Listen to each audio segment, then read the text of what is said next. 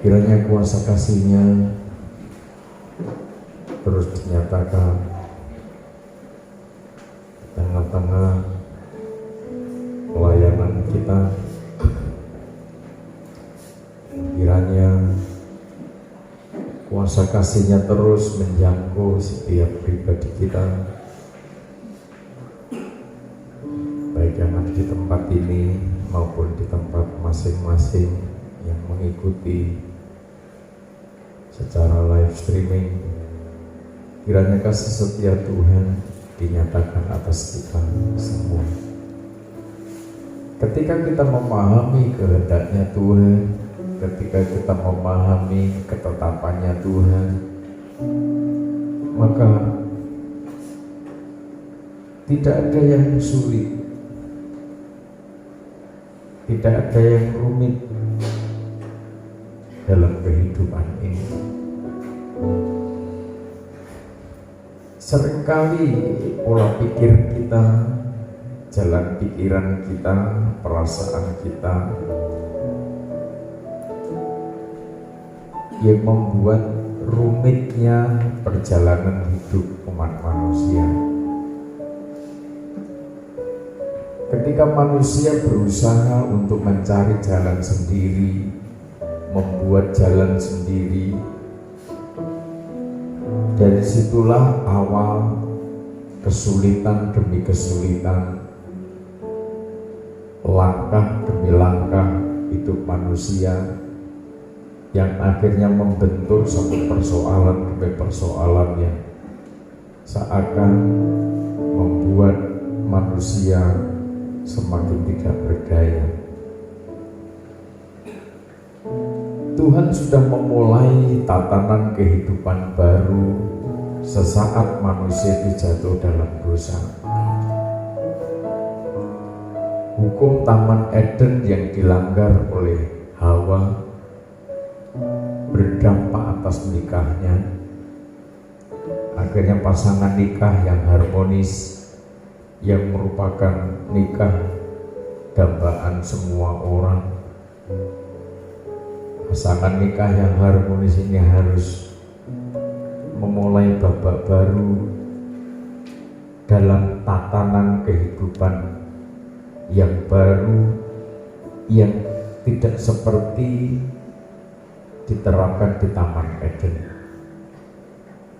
Tentunya satu tatanan kehidupan baru yang menuntut satu perjuangan, satu pengorbanan dari manusia yang sudah melanggar tatanan kerajaan Allah, melanggar tatanan Taman Eden.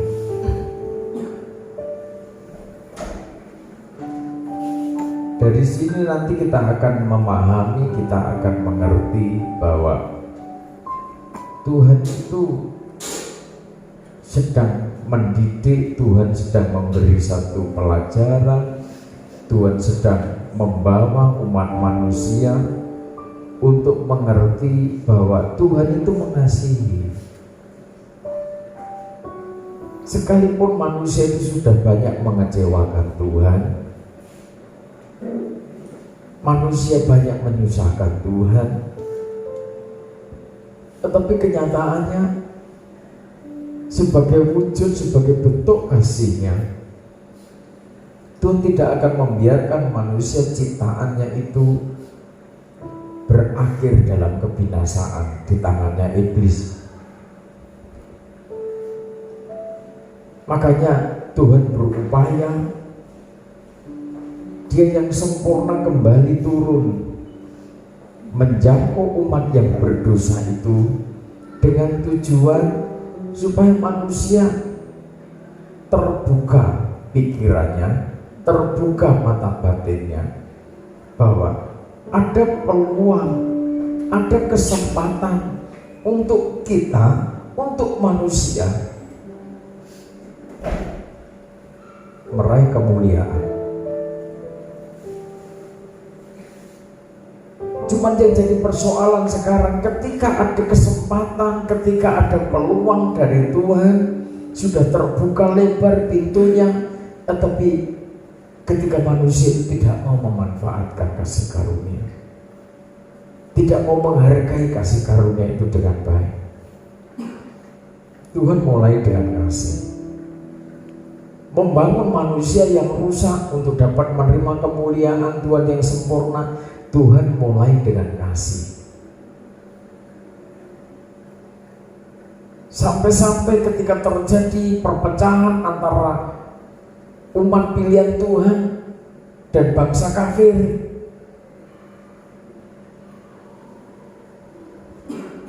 bangsa yang bersunat dan bangsa yang tidak bersunat, dikatakan begitu oleh hukum Taurat. Bagaimana supaya keduanya menjadi satu, kesatuan, terbangun menjadi rumah rohani. Kembali Tuhan datang dengan kasih. Tuhan datang melawan umatnya dengan segenap pengorbanan. Mari kita mulai Yohanes pasal 3 ayat 16. Ayat ini tentunya dihafal oleh semua pengikut Kristus di seluruh dunia. Tetapi memahami ayat ini, firman Tuhan ini, jangan hanya sebatas dihafal. Di dalamnya terkandung makna pengajaran yang dalam.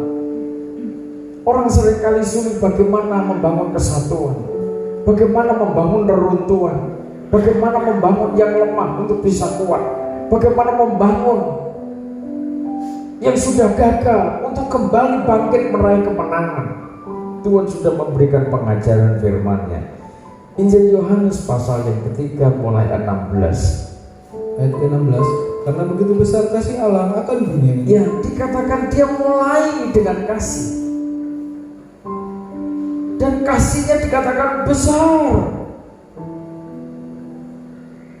Dikatakan kasihnya itu sempurna. Kasihnya kepada dunia, dunia yang sudah banyak menolak dia, sehingga ia telah mengaruniakan anaknya yang tunggal, supaya setiap orang yang percaya kepadanya tidak binasa. Ancaman kebinasaan, ancaman maut itu bisa dihentikan melalui kasih. Kasih yang agape. Kalau kita sudah bermasuk kepada wilayah otoritas kebenaran firman Tuhan, maka kita dibawa kepada kasih yang sejati, yaitu kasih agape. Kalau kita sebagai orang beribadah belum mengerti tentang kasih yang dikehendaki Tuhan atas hidup kita, maka semuanya yang kita kerjakan itu sia-sia. Kita hanya berbicara kasih, kita hanya berkata, berwacana tentang kasih, berwacana tentang kesatuan, berwacana untuk menjadi mempelainya Tuhan yang siap menyambut kedatangan Tuhan. Tuhan itu sempurna.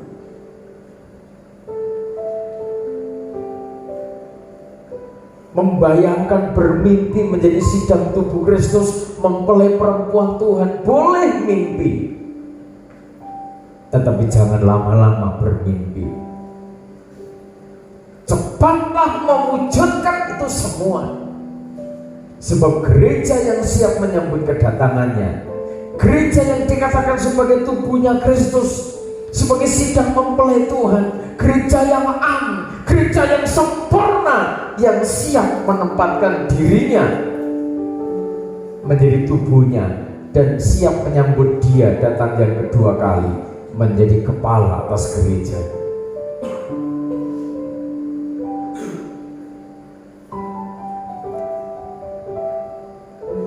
Gereja yang terlepas dibebaskan dari kebinasaan.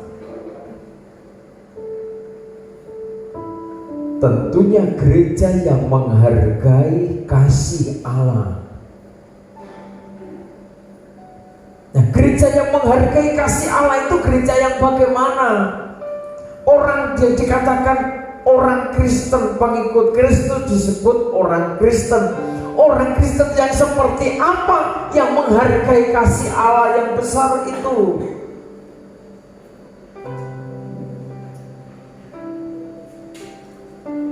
Menjadi pribadi yang tangguh, menjadi pribadi yang kuat, itu adalah pribadinya gereja sidang tubuh Kristus. Tetapi pribadi yang tangguh itu muncul, dia diorbit, dia lahir, dia bangkit dari tengah-tengah kasih karunia Allah. Dan orang-orang yang tangguh adalah orang-orang yang menghargai pengorbanan Kristus, menghargai kasih Bapa yang besar itu. Teruskan. Melainkan beroleh hidup yang kekal. Melainkan beroleh hidup yang kekal. Kasih dari kerajaan Allah yang dibawa ke bumi, yang penuh dosa, bumi yang terancam maut. Tujuannya apa? Setiap orang yang percaya kepadanya, yang menerima kasih karunia, supaya dibebaskan dari maut, dari kebinasaan, dan memperoleh hidup yang kekal. Kalau kita sudah masuk wilayah kasih karunia, yaitu hidup yang kekal, maka ini bicara masa depan, kehidupan yang sempurna, terlepas dan dibebaskan dari segala keinginan daging. Barang siapa percaya kepadanya, dikatakan memperoleh kekuatan yang dahsyat itu. Ayat 17, sebab Allah mengutus anaknya ke dalam dunia bukan untuk menghakimi dunia, melainkan untuk menyelamatkan oleh dia. Ya, melainkan untuk menyelamatkannya oleh dia. Dia datang sebagai manusia untuk menebus dosa umat manusia, untuk menyelamatkan umat manusia oleh kasihnya. Dari alur kasih karunia ini, setahap demi setahap kalau kita terapkan di dalam setiap langkah hidup kita, di dalam kita membangun tahbisan, di dalam kita melayani Tuhan, di dalam kita membangun keluarga, bahwa mengatasi setiap persoalan demi persoalan, ketika kita membawa diri kita kepada roh kasih karunia, maka kita pasti diselamatkan. Ketika kita mengatasi persoalan demi masalah, maka kita mendapatkan jalan keluar. Asalkan itu semua kita dasari dengan kasihnya Kristus. Di dalam kasih itu satu paket, di dalamnya di sana terdapat kesabaran, di dalam kasih itu terdapat kelembutan hati, di dalam kasih itu terdapat kemurahan hati. Secara lengkap, ketika kita hidup di dalam kasih karunia, maka kita diselamatkan oleh kasih itu. Jadi apapun masalah kita, apapun persoalan kita, ketika kita ini mengatasi dengan kasih, sebagaimana Tuhan contohkan, manusia menghadapi ancaman maut dan kebinasaan, gelap hidupnya, maka dia datang, dia hadir. Dasarnya apa? Kehadirannya karena dia mengasihi. Tidak ada dasar lain. Sebab yang akan diselamatkan adalah manusia berdosa. Yang akan dibebaskan adalah manusia yang diancam maut. Jadi dasarnya apa? Dia datang. Apa karena manusia sudah suci, sudah sempurna? Justru tidak. Dia hadir justru ketika manusia dalam kondisi gagal. Dia hadir justru ketika manusia dalam kondisi lemah, dalam perbudakan dosa, dalam ancaman maut kebinasaan.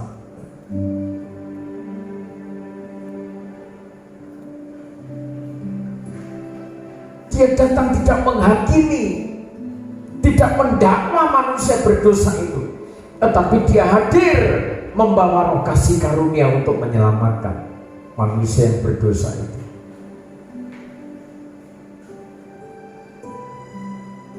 Jadi ketika kita menghadapi persoalan demi persoalan di tengah-tengah keluarga, persoalan demi persoalan di tengah-tengah pekerjaan, masalah demi masalah di tengah-tengah persoalan pekerjaan dan lain sebagainya, ketika kita ini mengedepankan kasih, maka saudara pribadi-pribadi yang dipilih oleh Tuhan menjadi alatnya Tuhan.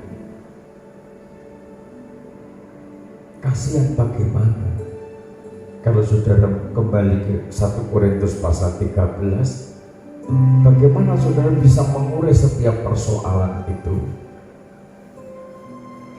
dengan kesabaranmu, dengan hikmat makrifat yang Tuhan percayakan pada saudara, dengan telitinya saudara setahap demi setahap mengurai persoalan itu.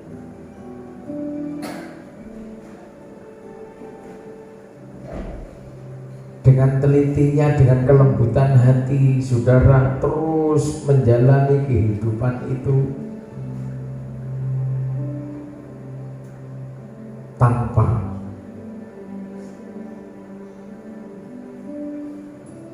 menyampaikan sebuah dakwaan atau penghakiman, tetapi aliran kasih karunia itu membawa didikan pengajaran firman Tuhan untuk manusia yang berdosa itu diselamatkan. Tetapi bagaimana kita masing-masing pribadi meresponi kehadiran firman itu, meresponi kehadiran roh kasih karunia itu. Ayat 18, barang siapa percaya kepadanya, ia tidak akan dihukum. Barang siapa tidak percaya, ia telah berada di bawah hukuman, sebab ia tidak percaya dalam nama Anak Tunggal Allah. Ya, dan inilah hukuman itu, terang telah datang ke dalam dunia, tetapi manusia lebih menyukai kegelapan daripada terang, sebab perbuatan-perbuatan mereka jahat. sebab barang siapa berbuat jahat membenci terang dan tidak datang kepada terang itu, supaya perbuatan-perbuatannya yang jahat itu tidak nampak. Tetapi barang siapa melakukan yang benar, ia datang kepada terang, supaya menjadi nyata bahwa perbuatan-perbuatan dilakukan dalam Allah. ya, barang siapa percaya kepada firman itu, ia tidak dihukum. Terus siapa yang dihukum? Inilah hukuman itu, terang telah datang ke dalam dunia, tetapi manusia lebih menyukai kegelapan daripada terang. Hukuman itu hanya diperuntukkan bagi orang-orang yang tetap menyukai kegelapan. Orang-orang yang menyukai kegelapan, atau dikatakan menolak sang terang itu, perbuatan-perbuatan mereka jahat. Sebab barang siapa berbuat jahat membenci terang. Sebab itu setahap demi setahap terkait bagaimana masa depan dunia ini. Berulang kali sudah mendengar bagaimana rahasia kitab Wahyu diungkapkan. Saudara jangan bereforia dalam cerita pewahyuan.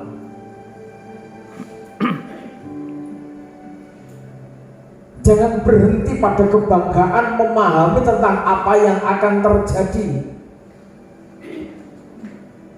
Kita tahu yang akan terjadi kelak atas gereja Tuhan.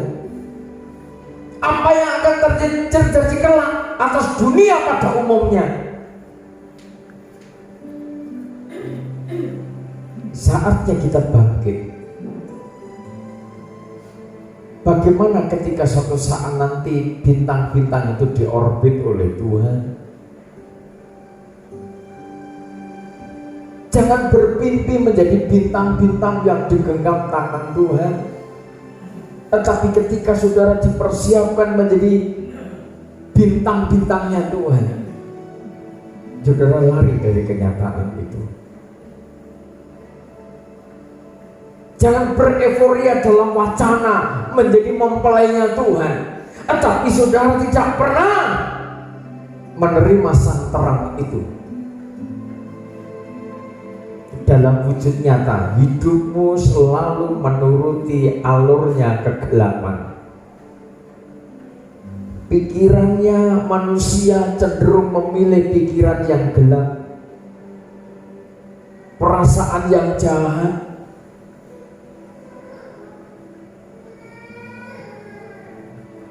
Sidang mempelai perempuan Tuhan, gereja sidang tubuh Kristus adalah gereja sidang tubuh Kristus yang memiliki pikiran dan perasaan Kristus. Apa pikiran dan perasaan Kristus? Mau berkorban sampai mati di kayu salib demi kesatuan. Bukan berkorban demi perpecahan. Bukan berkorban untuk menghancurkan yang lain. Gereja sidang tubuh Kristus itu terdiri dari berbagai suku, kaum, bahasa dan bangsa yang tersebar di seluruh muka bumi. Di dalamnya ada denominasi gereja yang bermacam-macam dengan dogmanya masing-masing. Masing-masing punya cara kerja,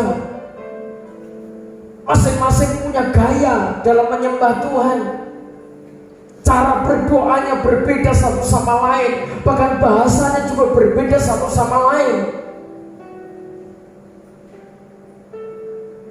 Tetapi seringkali mungkin saudara mendengar, mungkin saudara melihat sendiri, sama-sama pengikutnya Kristus, ketika tidak sama dengan apa yang dibuatnya, maka dengan berani yang mengatakan, oh yang lain sesat. Hati-hati. Kalau dunia, kalau manusia itu sudah sama, maka Tuhan Yesus tidak perlu datang ke bumi berkorban di kayu salib. Kalau manusia sudah memiliki pikiran dan perasaan Allah, maka Tuhan tidak perlu berkorban lagi. Kalau manusia sudah ngerti maksudnya Tuhan, maka Tuhan tidak perlu berkorban. Sampai Rasul Paulus memberikan gambaran bahwa bagaimana sih menjadi tubuh Kristus. Banyak anggota, tetapi kita ini diikat menjadi satu di dalam tubuh Kristus. Banyak anggota, tetapi kita ini satu tubuh.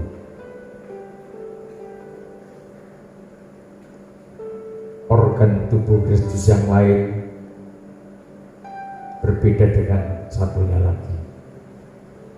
Kalau dalam anatomi tubuh manusia, saudara kenal ada sistem otot, sistem kerangka, sistem pernapasan, sistem pencernaan, sistem endokrin, dan lain-lain, banyak sistem, kurang lebih 14 sistem.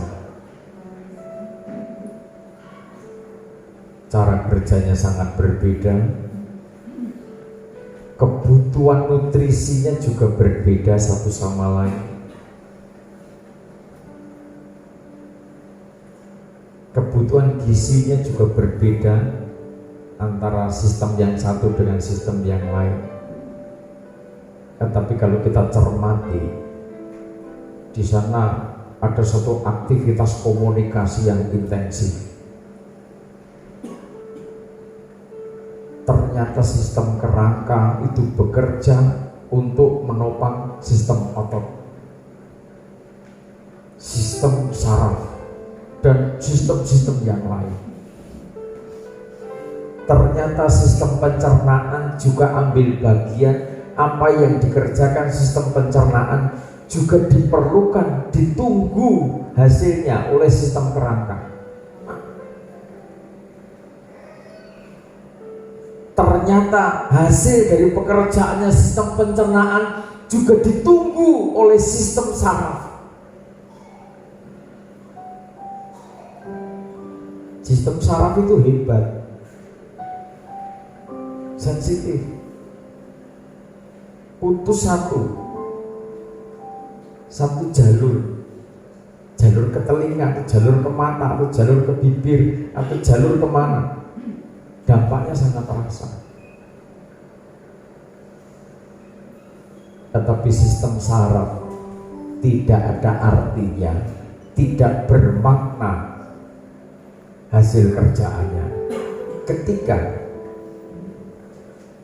tidak mau menerima hasil pekerjaannya sistem pencernaan.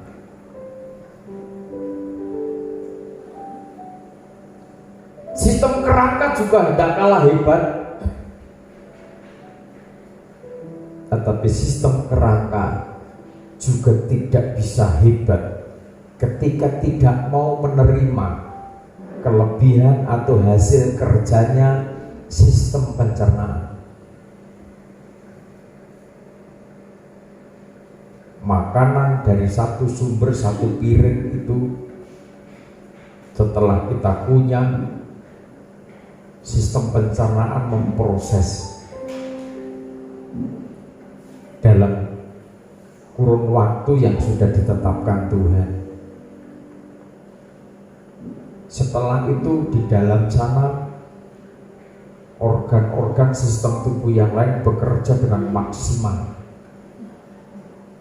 dinetralisir, didetok. Jangan-jangan makanan itu ada racunnya, ada filtrasi di sana.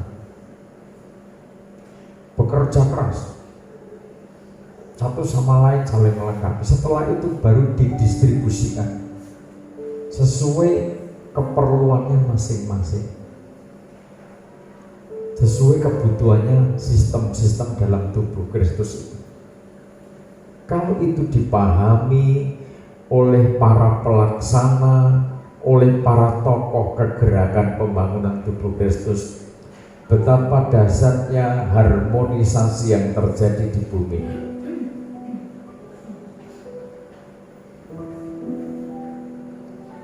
Kalau itu dipahami di tengah-tengah keluarga, kalau itu dipahami di tengah-tengah nikah, oh betapa luar biasanya. Ternyata tidak ada yang hebat kan manusia.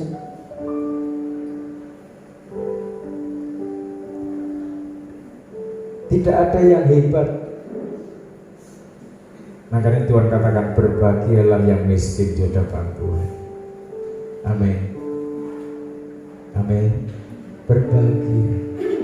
Ternyata yang hebat, yang dasar itu tetap Tuhan. Ketika kita bicara kesatuan, maka kita orang ngerti detail. Orang teriak-teriak membangun kesatuan, membangun tubuh Kristus, tetapi tidak mau menerima kekurangan yang lain.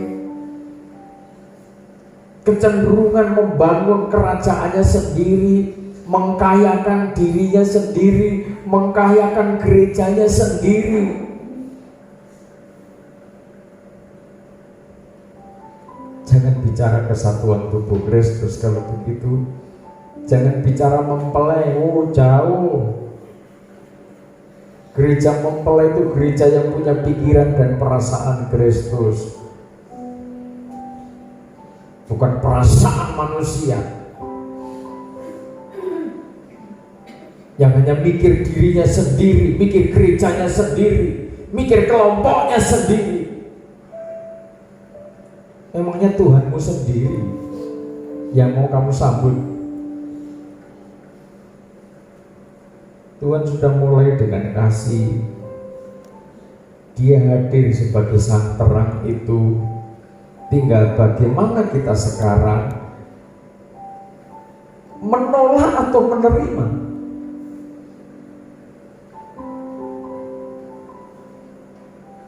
Orang mungkin saat tak kesana kemari merinting. Silakan. Saya tidak menghakimi yang berbahasa roh dengan berbagai macam ragamnya. Tetapi semuanya itu akan berakhir.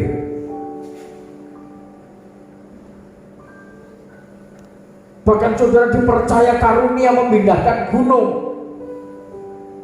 Ada kuasa yang dahsyat, ada kuasa hikmat dan marifat. Semuanya itu akan berhenti satu saat nanti.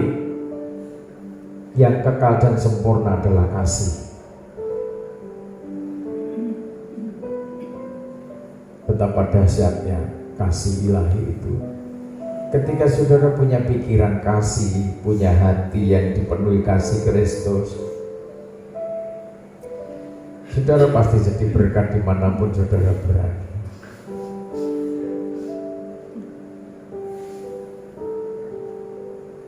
Di saat itu, ketika dia sudah memulai dengan kasih, maka itu didikan, itu pengajaran yang luar biasa untuk kita. Seringkali kita melihat, kita merasakan, kita menghadapi persoalan demi persoalan yang ada di sekitar kita. Kita menghadapi, kita merasakan masalah demi masalah timbul muncul di sekitar kita. Karena mungkin salah ucap, salah langkah, salah perasaan, salah prasangka, apapun dari manapun munculnya, kalau itu sudah terjadi, meledak menjadi sebuah persoalan, maka saatnya saudara tampil di tengah-tengah persoalan itu dengan kasih. Saudara mengatasi persoalan tidak bisa dengan akal saudara semata-mata.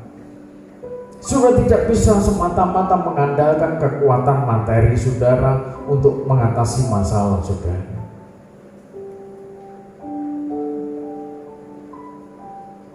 Tetapi lebih dari itu semua, belajarlah tampil sebagai pribadi-pribadi yang tangguh, yang siap mengalirkan kekuatan kasih. Sebagai kepala rumah tangga, saudara punya harapan, saudara punya visi bagaimana keluarga tertata sedemikian rupa. Ketika di rumah saudara ada istri, ada suami, ada anak-anak, bahkan ada orang lain yang ada di tengah-tengah saudara, saudara punya harapan bagaimana kompaknya, betapa sinerginya sumber daya manusia yang ada itu saling mengerti, saling memahami. Itu kan harapan yang bagus. Sebagaimana firman, kita saling mengerti, saling memahami. Firman Tuhan seringkali kita dengar, tetapi ketika kenyataannya saudara menghadapi sesuatu yang terbalik dari apa yang saudara harapkan, dari situlah kasih akan muncul.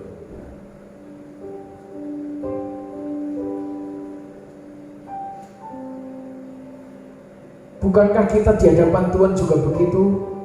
Tuhan punya harapan kita ini cepat ngerti, Tuhan punya harapan kita ini cepat paham apa yang menjadi kehendaknya Tuhan, apa yang menjadi ketetapannya Tuhan. Dengan demikian kita mempercepat kedatangannya. Tetapi ketika kita mengerti, kita memahami, kita menyelidiki hati kita, alur perasaan kita, bagaimana ketika kita ini mengecewakan Tuhan, mengecewakan dan mengecewakan, sudah bisa merasakan bagaimana Tuhan dengan sabarnya, dengan kasihnya, kesempatan demi kesempatan, oksigen yang segar disediakan untuk saudara, Organ tubuh saudara masih normal, diizinkan Tuhan normal semuanya, menikmati segarnya udara pagi, siang, sore, malam, tanpa saudara harus beli.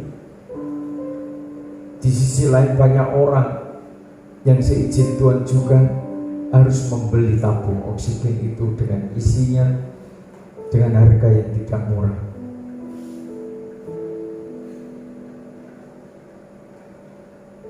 Seringkali kita dipermainkan oleh perasaan kita, cepat menjadi kecewa. Itu manusiawi kita. Melihat anakmu lepas dari harapanmu, saudara menjadi kecewa. Tidak punya harapan bagaimana anak bisa melayani Tuhan, bisa bersinergi, menyembah Tuhan, mengagungkan Tuhan. Oh, luar biasanya hidupmu, luar biasanya nikahmu, keluargamu berada di dalam hadiratnya. Bersama keluargaku aku melayani Tuhan. Bersama anak-anakku aku melayani Tuhan. Oh, itu harapan orang tua. Didengar oleh Tuhan kok. Tetapi ketika sudah melihat kenyataan, harapanmu kok lepas,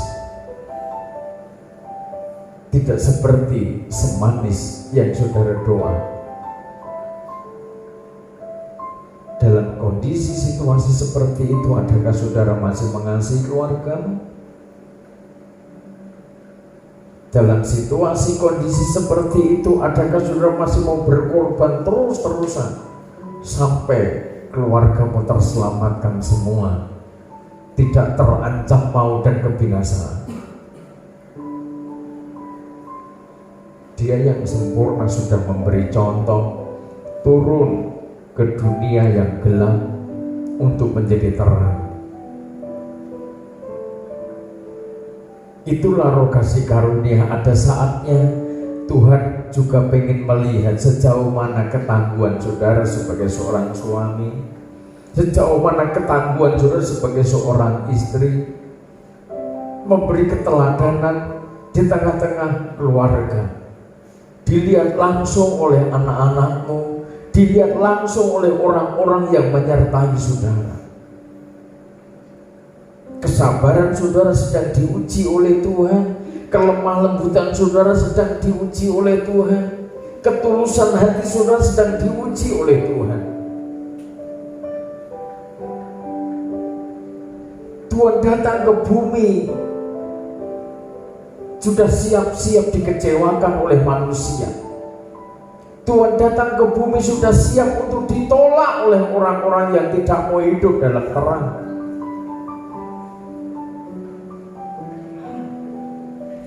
Sekalipun saudara sebagai orang tua punya harapan yang penuh kemuliaan, tidak menutup kemungkinan harapan untuk ditolak. Jangan berpikir ketika harapanmu itu bagus, ketika doamu itu bagus untuk keluargamu, untuk masa depan anak cucumu, tanpa penolakan bisa mungkin juga ditolak oleh manusia yang kenyataannya dekat dengan keluarga saudara. Tuhan saja yang mencipta manusia ditolak oleh manusia di ciptaannya.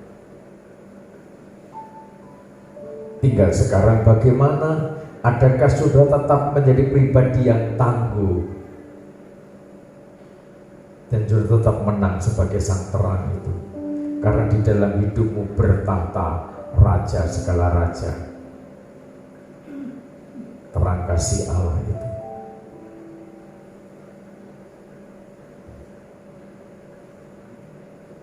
Jangan sampai karena kesibukan, karena kepadatan aktivitas, saudara gagal mengoreksi diri.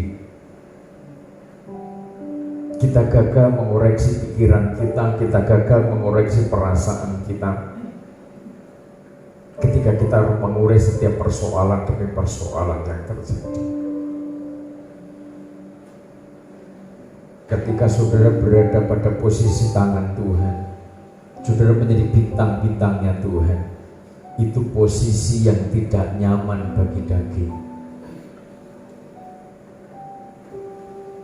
terlebih sudah dipercaya membawa misi kesatuan tubuh Kristus. Saudara siap memiliki extra power. Extra power dari mana? Dari Sang Terang sendiri. Ketika saudara percaya, mari Yohanes pasal pertama, ketika saudara percaya, saudara tidak usah takut, tidak perlu cemas, tidak perlu khawatir. Sebab ketika saudara percaya akan hadirnya Sang Terang itu, maka saudara berada pada titik kemenangan. Ayat pertama, pasal pertama, pada mulanya adalah firman. Firman itu bersama-sama dengan Allah, Ya. dan firman itu adalah Allah. Firman itu adalah Allah.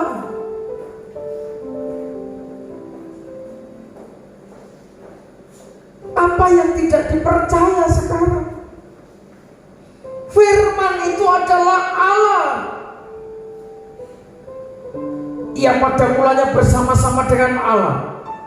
Segala sesuatu dijadikan oleh Dia. Segala sesuatu dijadikan oleh firman. Terus, Dan tanpa Dia tidak ada sesuatu pun yang telah jadi dari segala yang telah dijadikan. tidak ada sesuatu pun yang jadi. Tidak ada sesuatu ini ada tanpa firman.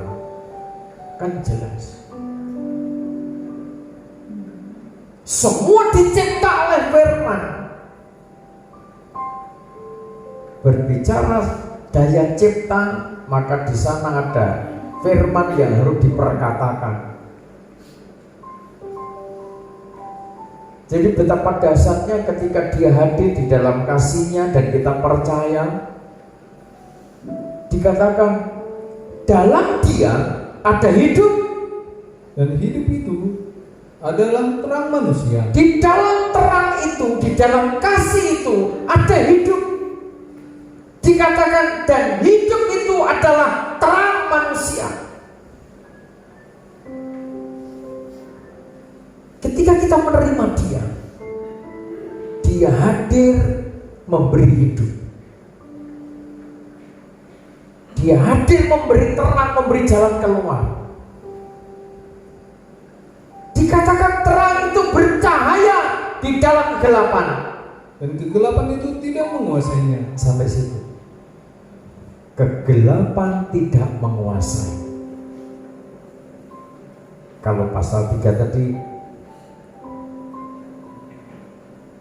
kebinasaan tidak menguasai.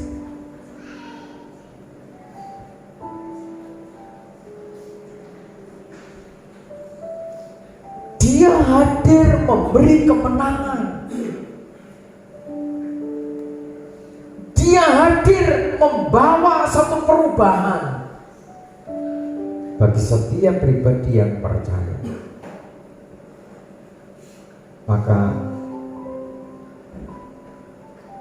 ketika pikiran kita diterangi oleh kasih Kristus, ketika hati kita, perasaan kita dikuasai perasaan Kristus,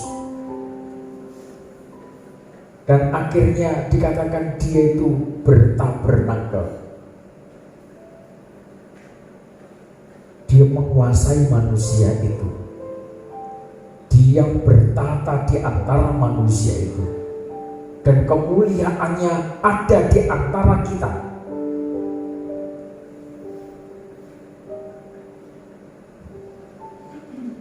Maka setahap demi setahap saudara akan dibawa menghadapi situasi perubahan tatanan dunia baru.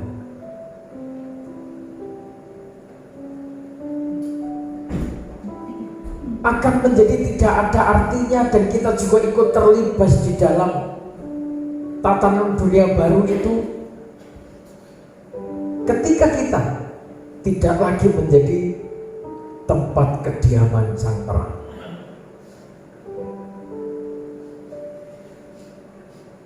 Tatanan dunia baru yang dibentuk oleh konspirasi Dajjal pada akhir zaman. Tatanan dunia baru yang suatu saat nanti dipimpin oleh oknum antikristus.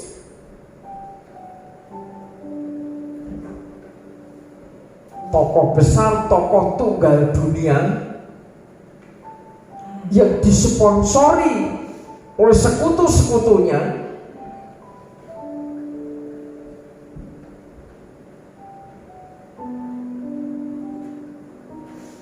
dan mereka akan membangun satu kerajaan dunia dengan target supaya penduduk bumi mengikuti aturannya. Bahkan setiap orang yang beribadah kepada Tuhan dibantai. Setiap orang yang menyebut nama Tuhan dimanapun tempatnya harus dicari sampai dapat.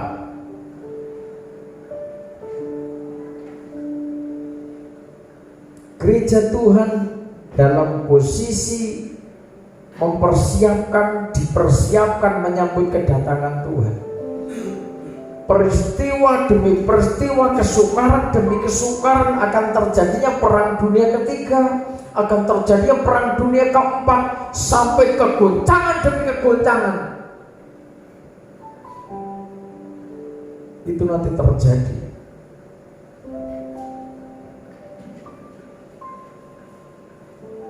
Ketika kita tidak sadar diri, ketika kita hanya bereforia, senang menyampaikan itu, bangga punya berita itu, tetapi kita tidak berbenah diri bagaimana caranya menjadi mempelainya Tuhan. Sampai dikatakan Wahyu pasal 12, mempelai itu berselubungan matahari, bulan, bintang. Bagaimana menjadi gereja sidang tubuh Kristus? Bagaimana menjadi bintang-bintang digambarkan dalam Wahyu pasal pertama? Jangan hanya berbangga diri, berhenti berbangga pada kenyataan, oh aku memahami, aku ngerti, aku sudah pernah mendengar itu. Bahkan sudah dipercaya kekuatan hikmat dan makrifat. Melalui didikan yang panjang, saudara lewati proses demi proses itu. Itu semua tidak ada artinya kalau saudara tidak secepatnya bangkit, tapi sebagai pribadi yang tangguh, yang kuat, dan terus menjalani aktivitas untuk mengasah ketajaman makrifat itu, untuk mengasah ketajaman hikmat itu. Di akhir zaman nanti akan banyak tampil pengecek-pengecek, orang-orang yang sepertinya cerdik cendekiawan, orang sepertinya muncul lahir dari kaum akademisi. Orang banyak akan tampil dari kaum rohaniwan.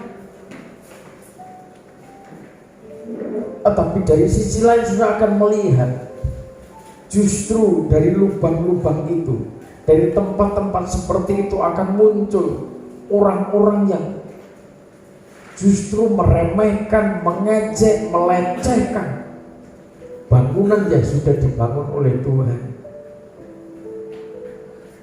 Orang-orang yang harusnya berilmu tinggi justru malah memecah belah, mencaci maki orang, mencemooh orang, menjelekkan orang, memfitnah orang secara umum, merendahkan orang, meremehkan suku, kaum, bahasa, dan bangsa. Nanti akan bermunculan di sana pengejek-pengejek, membuktikan bahwa akhir zaman sudah semakin dekat, kedatangan Tuhan sudah semakin dekat. Banyak orang tampil seakan-akan menjadi tokoh-tokoh agama, tokoh-tokoh teologi pada akhir zaman. Jangan heran, jangan kaget ketika mereka tampil seakan dahsyatnya luar biasa. Firman Tuhan sudah mengatakan, Tuhan Yesus sudah menyampaikan berulang kali, dari buahnya saudara akan melihat orang ini hidup di dalam kasih, hidup berhikmat, bermakrifat atau tidak. Dari buahnya saudara akan melihat. Tuhan hadir ke bumi untuk menyelamatkan bumi, menyelamatkan manusia yang terancam maut, terancam kebinasaan. Bukan untuk menghakimi manusia berdosa, tetapi menyelamatkan. Itu Tuhan Yesus. Firman mengajarkan demikian. Firman tidak pernah mengajarkan saudara kejahatan, saudara balas dengan kejahatan. Mari kita baca kembali.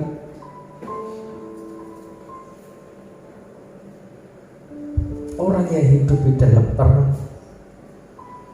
1 Petrus pasal 3.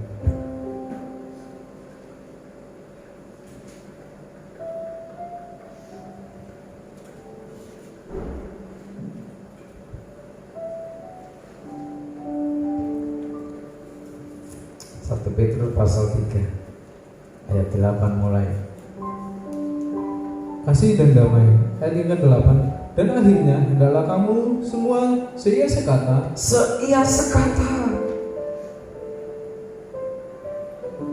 Ketika kita ini hidup di dalam firman, hidup di dalam terang kasihnya Tuhan itu, hendaknya kamu seia sekata, seperasaan, mengasihi saudara-saudara, penyayang, dan rendah hati, dan janganlah membalas kejahatan dengan kejahatan, atau caci maki dengan caci maki, tetapi sebaliknya hendaklah kamu memberkati, ya. karena untuk itulah kamu dipanggil, yaitu untuk memperoleh berkat. Ya, kita dipanggil oleh Tuhan untuk memberkati. Kenapa kita memberkati? Karena kita sudah memperoleh berkat itu. Kasih itu sudah diberkatkan pada saudara. Ketika saudara hidup di dalam lingkup kasihnya Bapa, saudara tidak perlu khawatir, pekerjaan saudara pasti diberkati Tuhan. Amin. Pasti ada jalan keluar untuk setiap permasalahan, setiap persoalan di tengah-tengah pekerjaan, demi pekerjaan yang Tuhan percayakan pada saudara. Ketika kita berada dalam lingkup seia sekata, seperasaan, bangunlah keluargamu, bangunlah nikahmu dalam kesepakatan kasih dan damai. Suami bukan sumber segala-galanya. Suami bukan orang yang sempurna. Sebaliknya istri juga bukan seorang istri yang sempurna. Ketika keduanya saling memahami, hadirnya istri, hadirnya suami, ada satu sinergi yang saling mengisi, saling memberi arti, memberi faedah dalam membangun keluarga. Kita pasti menjadi berkat bagi banyak orang, karena sudah terlebih dahulu menerima berkat dari Tuhan. Amin. Teruskan. Sebab siapa yang mencintai hidup dan mau melihat hari-hari baik, dia harus menjaga lidahnya terhadap yang jahat, terus, dan bibirnya terhadap ucapan-ucapan yang menipu. Kalau saudara mencintai hidup dan mau melihat hari-hari yang baik, firman Tuhan katakan, jaga lidah, jaga perkataan terhadap yang jahat. Jaga bibirmu tetap dalam kejujuran, dalam ketulusan hati. Tidak ada ucapan yang menipu di sana. bertindak, bersikap sebagaimana firman Tuhan. Sebab mata Tuhan tertuju kepada orang-orang benar. Ayat 12. Ia harus menjauhi yang jahat dan melakukan yang baik. Ya, Ia harus mencari perdamaian dan berusaha mendapatkannya. menjauhi yang jahat, melakukan yang baik, mencari perdamaian dan mendapatkan. Kalau kita menjalani hidup, menjalani aktivitas pelayanan, aktivitas keluarga, pekerjaan dalam situasi hati yang damai, saudara pasti melihat hari-hari yang baik. Kalau hati tidak damai, saudara makan tidak enak. Amin. Sekalipun mungkin makanan yang lezat-lezat saudara hadapi di situ, disediakan di situ, kalau hatimu tidak damai, saudara nggak bisa menikmati.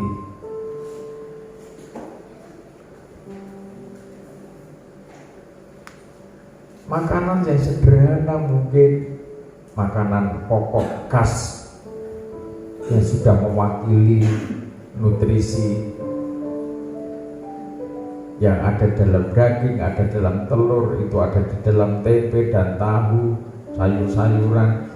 Sekalipun makanan sederhana, ketika saudara berada pada hati yang damai, pikiran yang suci, perkataan yang jujur, wah, saudara itu menikmati hidup, melihat hari-hari yang baik. Soal makanan sudah selesai, bukan menjadi prioritas idealis. Harus seperti ini, harus seperti ini, harus seperti ini.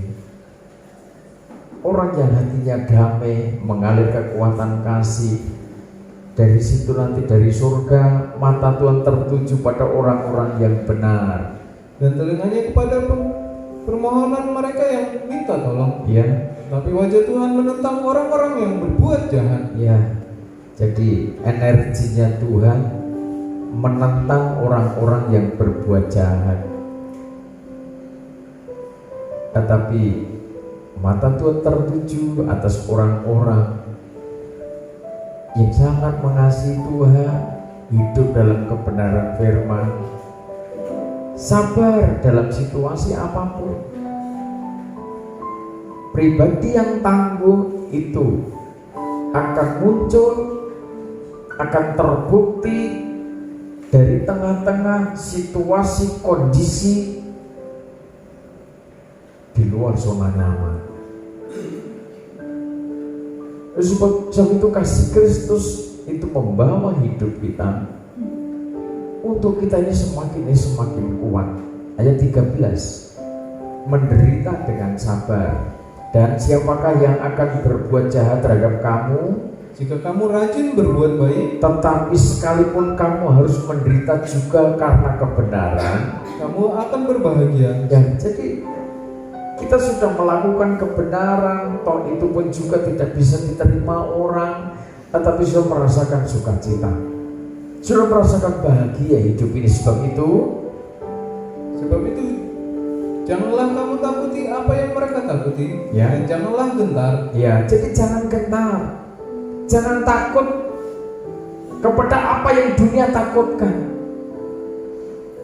tentang apa yang akan terjadi, goncangan yang akan terjadi ke depan sana nanti. Sudah tidak perlu takut. Tatanan dunia baru, konspirasi global, silakan membuat skenario. Saudara berada di dalam wilayahnya kerajaan Allah. Tuhan juga punya skenario, dan saudara juga dilibatkan oleh Tuhan di dalam skenario-nya kerajaan Allah untuk menghadapi gejolak zaman. Saudara tidak perlu takut. Terus, tetapi kuduskanlah Kristus di dalam hatimu sebagai Tuhan, dan siap sedialah pada segala waktu untuk memberi pertanggungan jawab kepada tiap-tiap orang yang minta pertanggungan jawab dari kamu tentang pengharapan yang ada padamu. Tetapi haruslah dengan lemah lembut dan hormat. Ya, terus dan dengan hati nurani yang murni, supaya mereka yang meminang kamu karena hidup mereka yang saleh dalam Kristus menjadi malu karena fitnah mereka itu. Ya, jadi hadapi setiap tantangan, hadapi setiap persoalan yang di depan sana nanti dengan hati yang lembut, dengan penuh kesabaran, dengan rasa hormat dan murni. Kita melayani Tuhan dengan murni, dengan tulus hati. Kita mengelola di yayasan kita dengan tulus hati, dengan kemurnian hati. Gak ada niat untuk kepentingan keluarga, gak ada niat untuk kepentingan yayasan. Kita, kalau ada yang tinggal di yayasan, bukan mereka punya tidak bayar, mentalnya kita bangun, kualitas rohaninya kita bangun, sampai dipulihkan kembali, memiliki jati diri, menjadi makhluk imago Dei, yang ngerti bahwa hidupmu adalah ciptaan Kristus, ciptaan firman itu. Ketika mentalnya sudah kuat, imannya diperkuat, diperkokoh, bisa beraktivitas kembali, punya pengharapan bahwa di dalam Kristus ada harapan baru. Di dalam Kristus ada kekuatan, ada pertolongan yang luar biasa. Toh kita pun juga tidak ada perjanjian dengan mereka. Kalau nanti jadi pengusaha harus setor ke yayasan sekian persen dari gajimu, kan tidak ada. Biarlah yayasan misi untuk keselamatan jiwa-jiwa, untuk pelayanan sosial, kemasyarakatan berjalan sebagaimana kasih karunia Tuhan. Kalau ada orang-orang suci yang terbeban mau terlibat langsung di dalamnya dalam pelayanan lewat yayasan sumber aliran air hidup, ya saya katakan welcome. Mari kita sama-sama melayani apa yang you akan buat untuk sesama umat manusia lewat pada yayasan. Silakan kerjakan. Kami tinggal menjalankan itu semua. Terus, sebab lebih baik menderita karena berbuat baik, jika hal itu dikehendaki Allah, daripada menderita karena berbuat jahat. ketika kita ini mentaati firman, sang terang itu hadir, menyucikan kita, menguduskan kita, dan kita terus menjalani hari-hari demi keselamatan umat manusia. Kita mengalirkan kekuatan kasih itu penderitaan. Itu ada harga yang harus kita bayar. Waktu, tenaga, bahkan harta, karena melaksanakan firman. Demi mengasihi sesama umat manusia. Tidak ada pamrih apa-apa.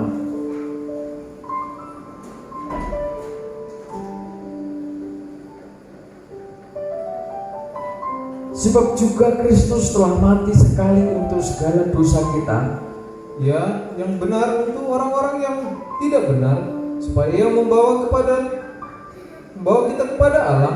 Ia yang telah dibunuh dalam keadaan sebagai manusia, tetapi yang telah dibangkitkan menurut roh. dan di dalam roh itu juga ia pergi memberitakan Injil kepada roh-roh yang di dalam penjara, Yaitu kepada roh-roh mereka yang dahulu pada waktu Nuh tidak taat kepada Allah.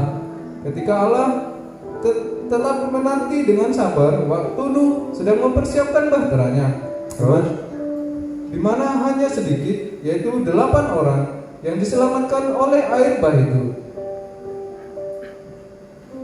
Jika kamu sekarang diselamatkan oleh kiasannya, yaitu baptisan, maksudnya bukan untuk membersihkan kenajisan jasmani, melainkan untuk memohonkan hati nurani yang baik kepada Allah oleh kebangkitan Yesus Kristus yang duduk di sebelah kanan Allah setelah ia naik ke surga, sesudah segala malaikat kuasa kekuatan ditaklukkan kepadanya. Jadi setahap demi setahap kita mengalami satu pembaharuan demi pembaharuan. Oleh oleh kuasa Kristus di dalam roh, ya sudah dibangkitkan, sudah diubahkan. Demikian juga ketika kita berada di dalam wilayah kerajaannya, maka kita masing-masing pribadi berada pada wilayah otoritas kasih Bapa.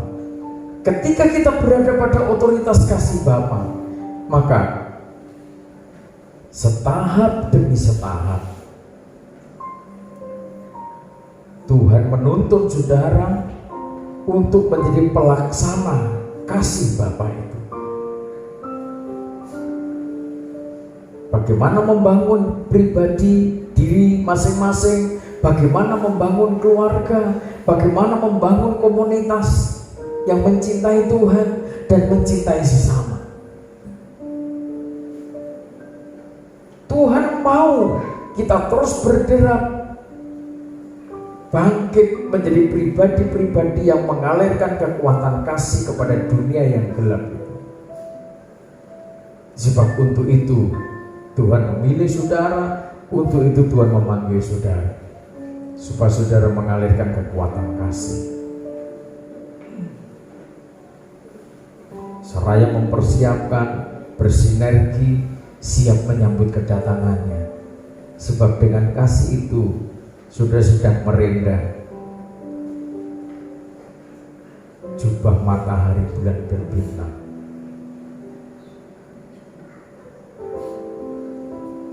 Itu tidak bisa dikerjakan oleh manusia. Itu hanya dimiliki oleh orang-orang yang mendapatkan roh kasih karunia. Ingat, gereja sidang tubuh Kristus terdiri dari berbagai suku, kaum, bahasa, dan bangsa, dari berbagai denominasi yang jumlahnya cukup banyak di bumi, tetapi satu sama lain saling memberi arti, memberi faedah. Kekurangan yang lain ditutup oleh kelebihan yang lain. Tidak saling mendiskreditkan, tidak saling menghakimi, tetapi masing-masing memuliakan Tuhan dengan caranya masing-masing. Masing-masing beribadah dengan caranya dan tetap berada pada otoritas kekudusan. Semuanya bagi kemuliaan nama Tuhan. Tidak perlu takut tentang masa depan yang penuh goncangan. Saudara berada pada kasih karunia. Bapa yang kita sembah adalah Bapa yang penuh kasih, Bapa yang baik. Apapun tantangan yang kita hadapi, naikkan syukur. Naikkan syukur setiap saat. Di balik pujian syukur itu ada kekuatan yang tidak terbatas. Tuhan Yesus memberkati. Kita naikkan pujian Bapa, Engkau sungguh baik.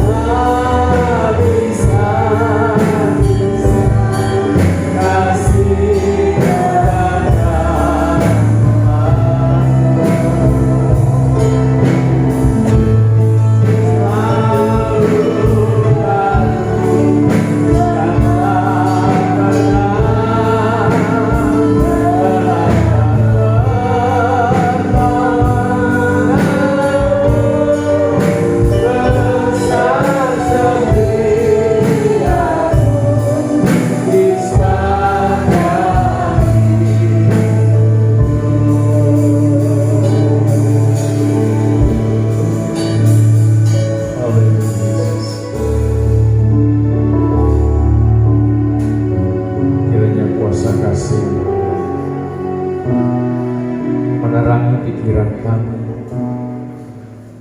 menerangi hati kami.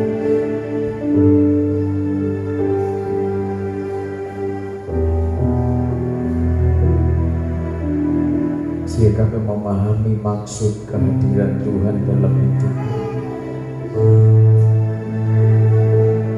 Kami memahami maksud kasih karunia.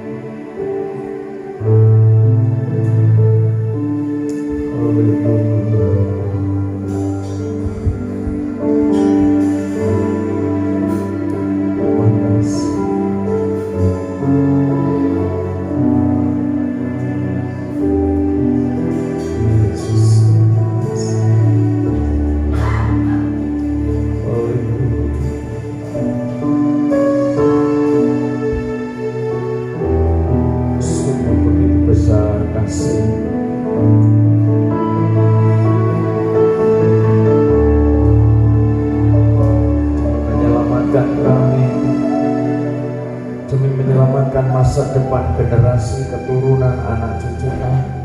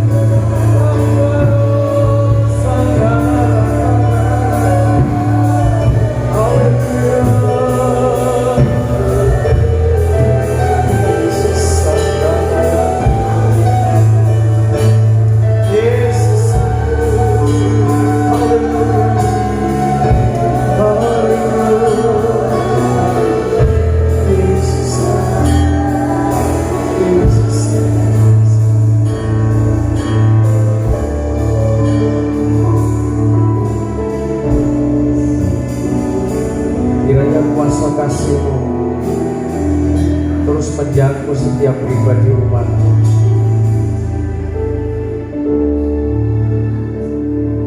Kami menyadari itu,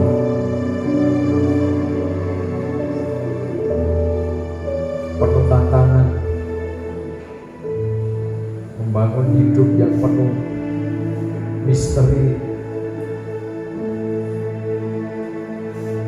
Tetapi kami percaya ketika sang terang itu hadir, di dalam kasih yang sempurna, Kau menerangi hati kami, menerangi pikiran kami. Bahwa tidak ada yang sukar, tidak ada yang sulit. Tantangan yang terjadi menghadap di depan kami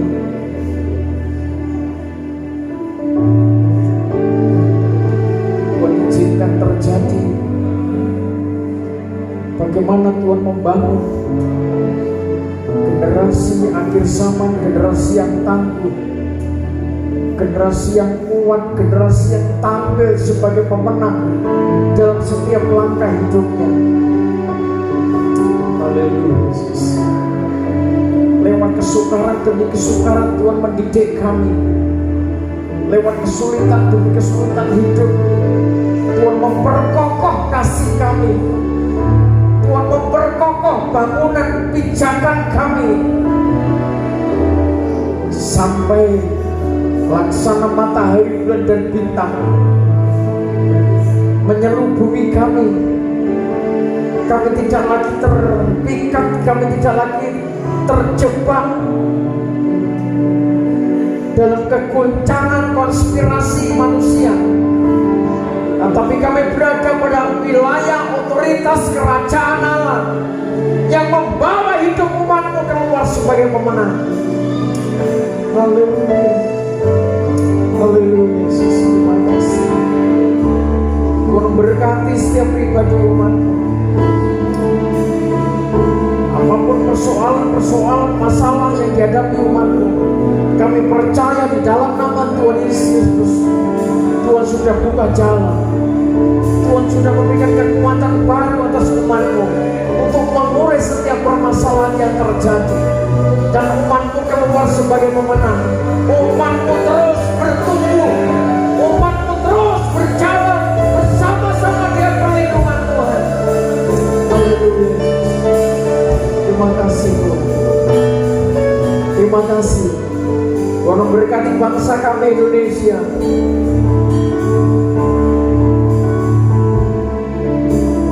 Bangsa yang Tuhan pilih, yang Tuhan perhatikan.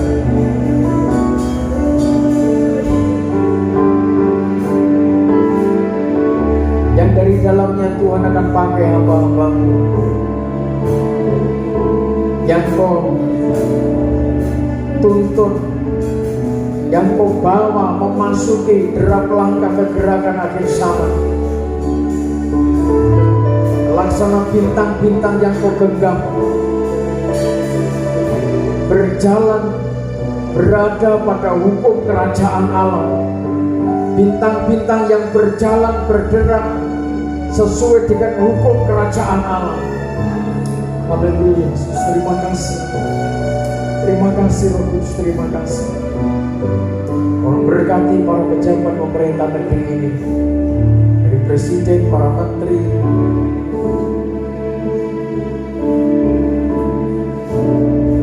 seluruh pejabat-pejabat negara diberkati Tuhan,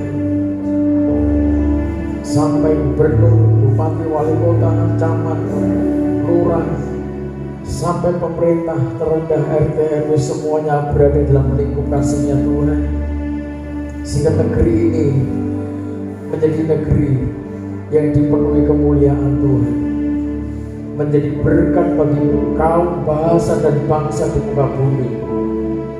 Bahwa di negeri ini masih banyak orang-orang yang takut kepada Tuhan, negeri yang takut akan Tuhan, negeri yang indah, negeri yang penuh kemuliaan hadirat Tuhan. Terima kasih Bapa, terima kasih.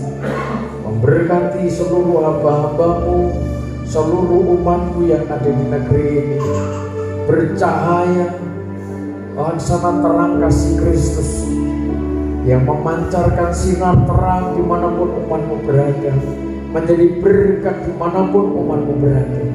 Di dalam nama Tuhan Yesus Kristus kami berdoa, kami mengucap syukur atas kasih dan anugerah Tuhan. Amin.